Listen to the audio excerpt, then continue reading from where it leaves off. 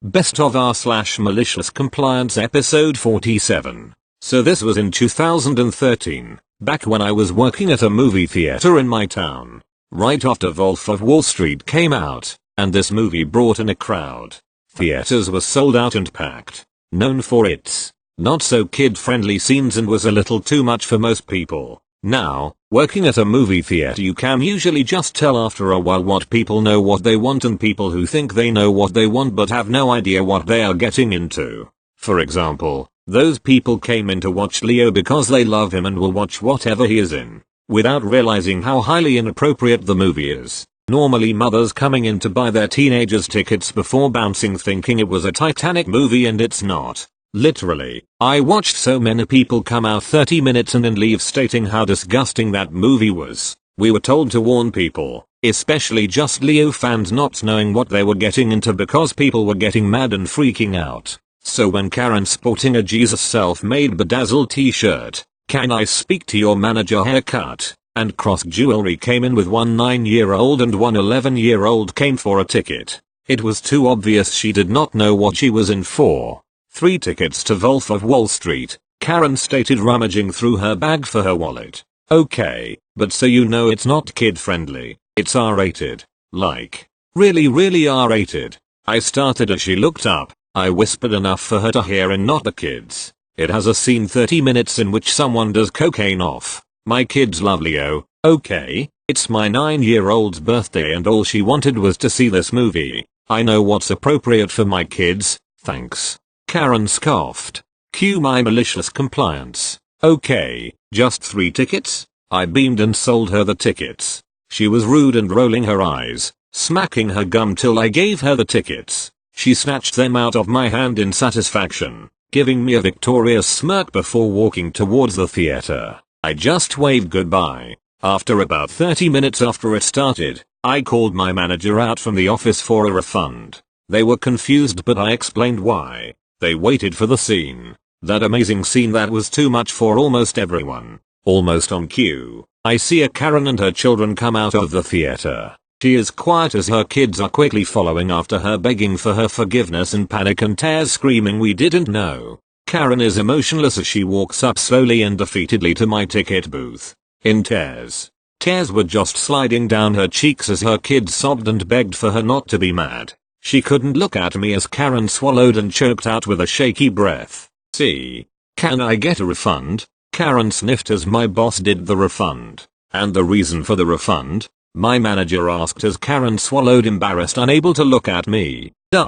It's not kid friendly. OP, hey, if you like this one, I have another one with the police being called for the same movie. I'll post it if you want more. I just got into this and thought of this memory. Movie theaters are crazy, man. Thank you. Next.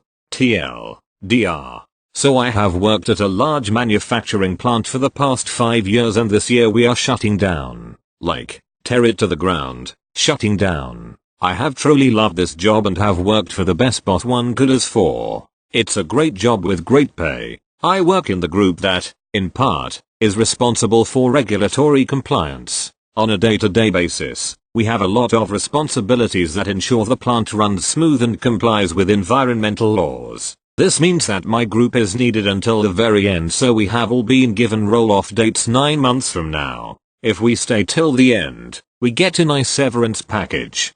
Definitely worth sticking around for. My boss, however, has been deemed non-essential, so they were let go a month ago. The majority of my duties were in future planning and plant improvements. With the plant shutting down, 99% of my projects have or will be cancelled. My group is needed, but I am most certainly not needed. I like to work hard and pride myself in the quality and effectiveness of the projects I complete. I do not like to just sit around. My days have ground to a halt and I am incredibly bored. While my previous boss was universally loved, the new boss is the complete opposite. He is one of those good ole boys who always has the right answer and hates to be questioned. To be fair, he is probably in over his head. A couple weeks after my old boss was let go, I go talk to my new boss. Me, "Hey boss, got a minute?" New boss, "Yeah, but make it quick." Me, "I have been thinking, since most of my work was in future planning and development, I was wondering if we could talk to HR about moving my roll-off date closer, so I could still get the severance. New boss, you're part of the regulatory group, right?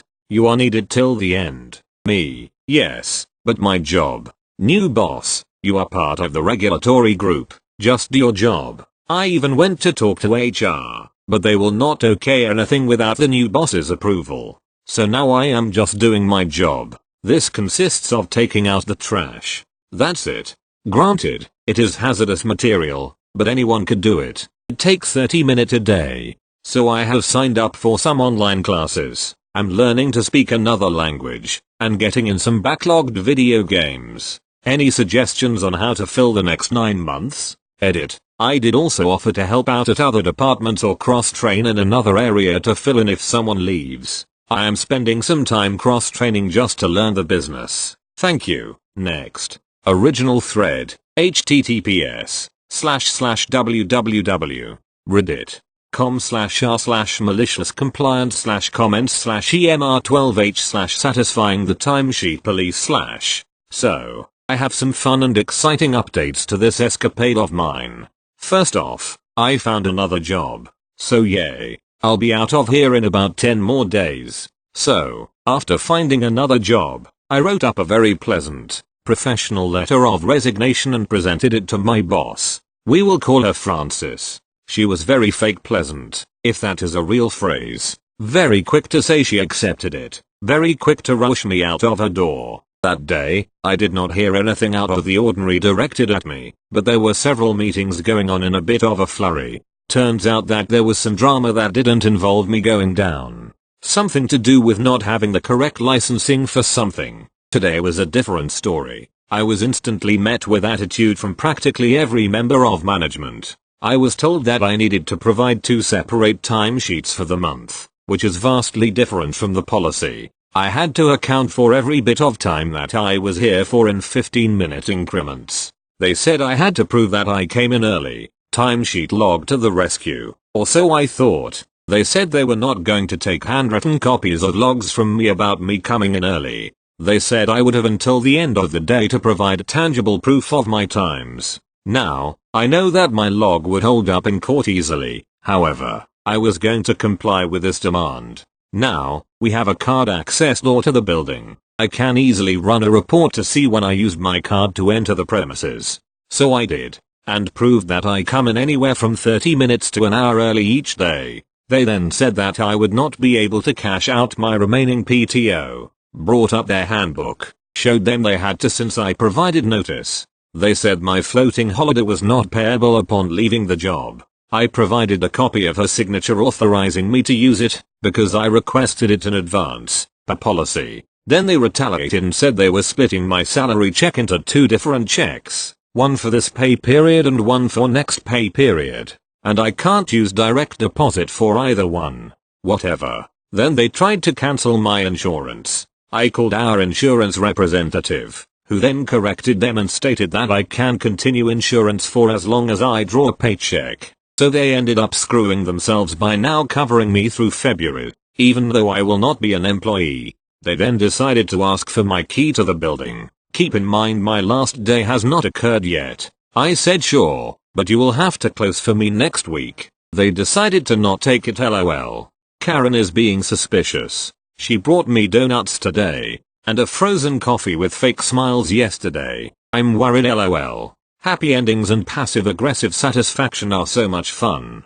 3. Thank you. Next. After I moved into my townhouse, the complex expanded with newly constructed townhomes and additional shared space. This brought along an HOA. Those of us who were original residents and had a dog before the HOA were grandfathered from the new pet bylaws. When they requested dog owners pay to submit their dog's DNA, to prevent people from leaving dog poop in the dog park and public courtyards, I declined. My argument was that I didn't have anything stating I had to. After some back and forth, they told me they'd provide something in writing. They got me with malicious compliance by delivering a copy of the pet bylaws to sign, which would lock us into abiding by them. I dropped my attitude and paid for the damn DNA test. Thank you. Next. TLDR at the bottom. So to start this story, I work at an airplane repair company whom I shall not name, although as an airplane repair company we usually do maintenance for airlines at a cheaper cost so the airlines don't need to pay for more of their own high-paid mechanics. In our company we have a warehouse and a hangar. The warehouse, when shipping things for the hangar such as parts and tooling etc., can be slow if things are not quite by the book. Understandable, although we have deadlines and things need to get done or we get fined for not delivering a plane to the airline on time. So the main people from the warehouse I deal with a few times a week are inspectors who come and look at seats to verify the part numbers and serial numbers on the seats when they are delivered from a vendor to be put on the airplane. So my team handles unboxing them and placing them in order for maintenance to put them on the plane or moving them to storage if needed. In most cases we would take the top of the box off and remove the straps for the box so you can see the seat, and all that is left is some plastic that goes over the seat and a cardboard bottom with a small lip. We never organize them until the inspectors look at them, since I can do this part about 20 minutes after they get off the truck, and it can speed up the inspection process, which if anything is found can lead to a longer wait on the seats to be able to go on the plane. Now I have never met the lead in the warehouse that is in charge of the inspectors, but one day she comes to inspect the seats. Let's call her Julie. Julie comes over to see the seats and train a new guy on how to inspect them, and I unbox them as usual and leave the bottoms on and do not organize them. Julie comes to my desk complaining they are unsafe to inspect and states they need to be organized and on cardboard, long sheets we roll out without any lip like the box has, and space them out so it is easier for them to inspect. I respond and tell her that it will probably take an extra hour and a half every time seats arrive if we do it this way. She wouldn't budge and insisted they be put this way. Cue malicious compliance. I agree and warn her, and she decides to make the call herself and tell me it has to be this way. Well, remember in the start I mentioned the process after inspection takes a long time if issues are found, which they usually have some partial numbers or something and need to verify them, which takes a few hours. Also I mentioned that the airplanes need to leave at a certain time or we will get a large fine from the airline. This resulted in 4 airplanes leaving late due to seats. This may surprise you, but an hour and a half extra halts maintenance more than you'd think. Not to mention how long it takes to make room for the spaced out seats in the hangar. My boss came to ask me why the seats were being held so long and asked if we were slacking unboxing. I told him not at all. The warehouse said we have to organize them first and waste time, so I obliged. My boss was furious and went to the warehouse to talk to the manager in charge of the place. Not much came to Julie, although I get to unbox them the old way and she never questions me anymore, which is nice. TLDR, woman wants seats unboxed a certain way to inspect them and she ends up costing the company thousands. Edit. No acronyms. Jack removed acronyms. Thank you. Next.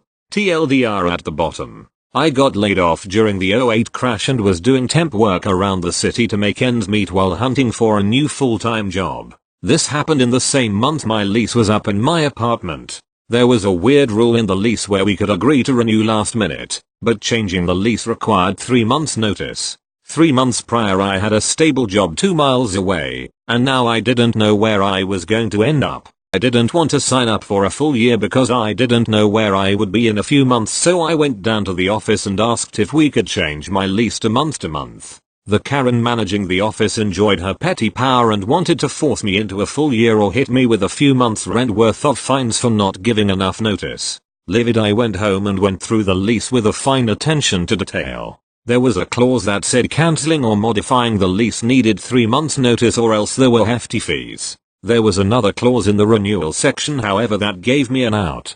Turns out if neither party actively requests a renewal, the lease simply expires on its own. I could leave at the end of the month without renewing and I technically wasn't cancelling the lease. At the end of the month I had everything out in the place cleaned up. I went down to office manager Karen and handed her the keys, knowing full well she assumed the lease would be renewed and her precious metrics would be met. Oops. A few months later I got a letter from their lawyers demanding 3 months rent worth of fees for my cancellation. I replied with a certified letter I complied with section line regarding renewal and expiration of the lease by having all of my things removed at the end of the month. I consider this matter closed. Never heard back, and they never tried to collect again. TLDR, this is a story sub. If you don't want to read stories, you are in the wrong place. Thank you. Next. Before I moved into this department in my company, I worked as a printer/copier technician. My main territory was a local hospital that I spent 95% of my time at. A position opened up in our IT department and I decided to apply for it. Copy Mangada wasn't pleased because I did end up getting the position and he had to replace me with 3 people lol. With a hospital as my main territory, I did things a little differently. I had 600 machines in the building and would visit 10 or so a day usually as the customer called in.